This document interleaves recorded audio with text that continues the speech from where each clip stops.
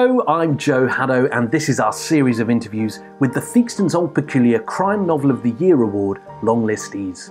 Produced and curated by Harrogate International Festivals in partnership with Theakston Old Peculier, WHSmiths and the Express, and it's great to have you with us.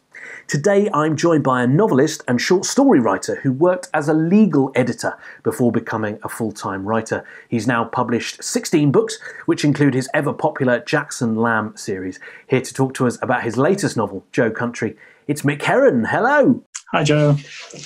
Lovely to see you again, even and though we too, can't yeah. be in the same place. How have you been over these last few weeks? Can't complain, really. I mean, despite everything, well, because of everything, can't complain. You know, I've got somewhere to live, food on the table, Yeah. some wine in the cupboard. You know, no disasters yet. So, yeah. Well, it was going to be a really good day for me today for two reasons. Because one, I was going to get to speak to Mick Herron, and the other one was there was going to be a wine delivery, but it ain't come. So Right. One out of two. 1 out of 2 ain't bad, but I am without wine for this evening, but I'll get over it. Mm-hmm. I want to talk to you about this book that's made the long list, and congratulations for being on it, called Joe Country. It's the 6th book, I think, in the Jackson Lamb series. Although your books revolve around him, and that's the character that we all come to and talk about, they're really, these books, I think, are ensemble pieces, aren't they? I've always thought of them that way. And in fact, in my own head, I think of it as the Slough House series rather than the Jackson Lamb series.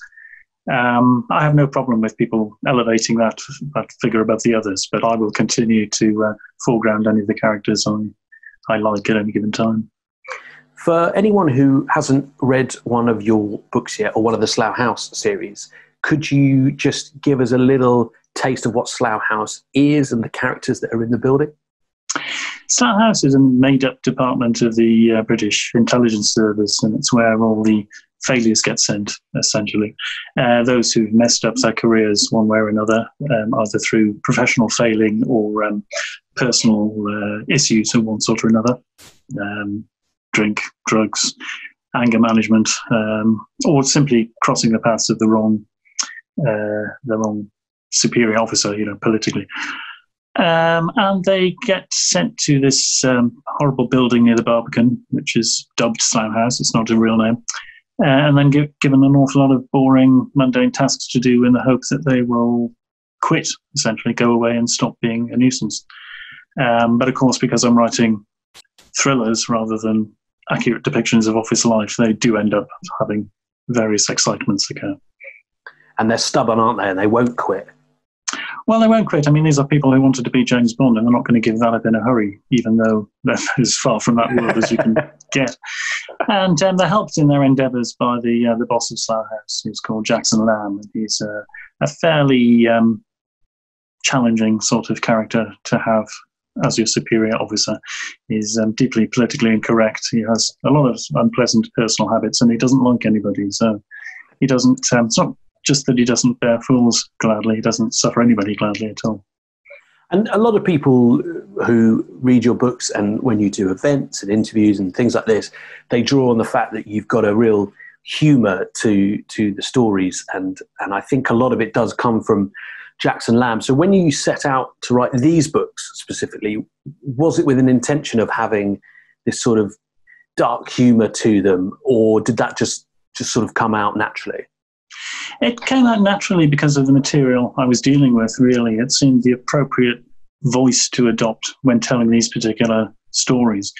I mean, couched in different language, these books could be very depressing because they're all about people coping with failure and thwarted ambition and so on. So it could be fairly bleak, the material.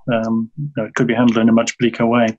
I prefer to have the characters react by squabbling with each other, essentially, and there's always something quite funny about it.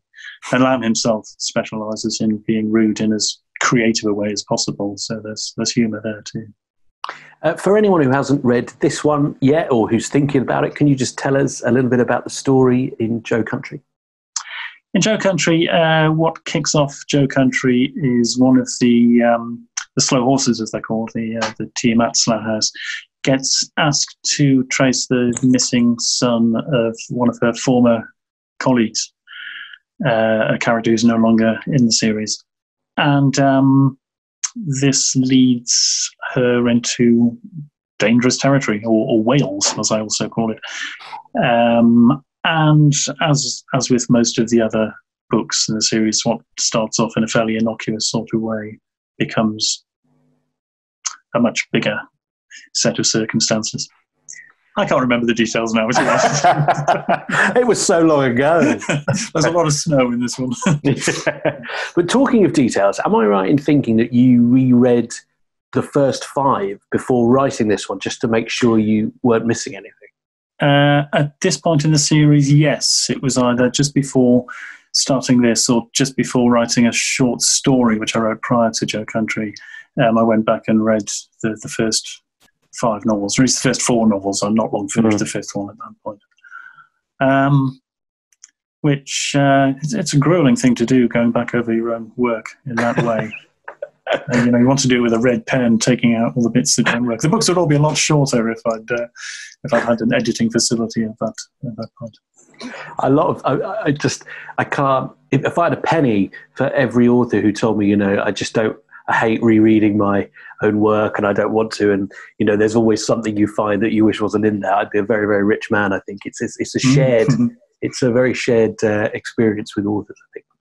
Well, rereading is such an intense part of the actual writing process. I mean, at the point where finishing the final draft, I feel that if somebody quoted me a sentence, I could tell them the sentence that came after it. I know the book that well. But as soon as it's been delivered and is off the desk, then I kind of try and wipe it and just concentrate on what comes next. So it's easy to forget small details, even though those details seem massively important at the time you were actually involved in creating them. Let's talk about the award just briefly, which is a great list of 18 books, and you're no stranger to Harrogate. We've met there many times.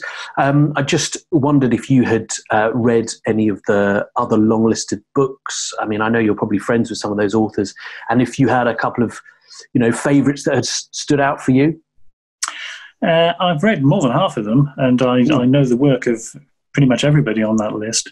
Yes, I know many of the authors too. It's delightful company to be in. It's an extremely strong list this year, as it usually is. Of the favourites among them, Lee Child is always a big favourite. Denise is there, it's fantastic, and Val. If I had to pick one, I think it would be Abir Mukherjee's book, Smoke and Ashes. Yeah. He's a fantastic writer, and this is a particularly strong entry in his series, I think. But I don't want, there are so many good writers on there.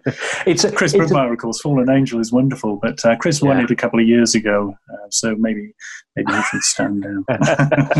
It's a really tough question, isn't it? Because because they're all really great books, so it's hard to pick one, and two, because you don't want to just pick one and sort of single it out. But I'm very impressed you've read over half the list, because it's a big old list. But it just proves that I think the list is reflective of what people are reading in the UK and have been reading over the past year in the crime community. Tell me how it felt to hear you'd been longlisted for this award. Oh, it's always a wonderful boost to one's ego, I suppose, to know they've been longlisted for a prize. It's especially when you know that you're going to be in such stellar company. So it felt, feels wonderful. I want to just talk about the voice of your characters, because we as readers get great enjoyment from reading them. And I just wondered if they were as fun to write as it seems they would be. Yes and no. I mean, I do have a great deal of fun in putting the words on paper or on a screen. I use a laptop. But it's hard work as well. And the funny thing about it is that starting a new book is always difficult. You would think that coming back to familiar characters, familiar scenarios, you'd have the wind at your back. But the first few chapters, I mean, it's like inventing the wheel all over again. Even dealing with characters ought to be very familiar to me by now. You know, it's every book is its own set of problems, but you know, there's a great deal of delight to be had in playing around with characters whom I know quite well now, and I kind of know the sound of their voice. So, yeah, yes and no is the answer. Whenever the yes and no. It's a good answer for any question, really, isn't it? Do you write? Because there's been short stories published in between books. In fact, I've got one over there on the shelf, just behind me. Do you write those to sort of break from your series writing? Is it a way of just forgetting about that and concentrating on something else, so that you don't have that constant, I need to rewrite, you know, a Jackson Lamb, I need to rewrite Slough House? Like, is it a good way to sort of free the mind a bit from it?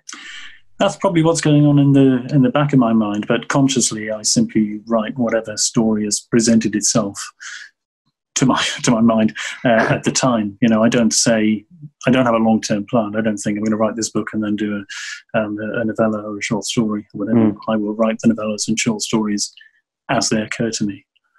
So usually I'm simply working on whatever the next novel is.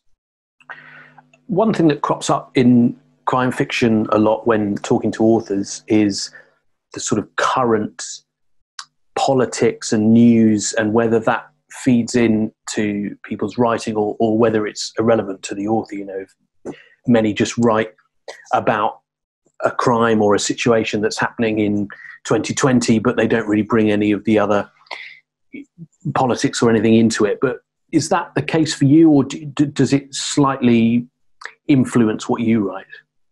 More than slightly, I'd say. Over the past few years, political stuff that's going on, particularly in the UK, has fed into the books a lot. And I draw, I wouldn't call it inspiration, but I draw material from the real world. I mean, that certainly happened with the most recent published book, The Catch, the novella, which was triggered by a news headline that I read last year.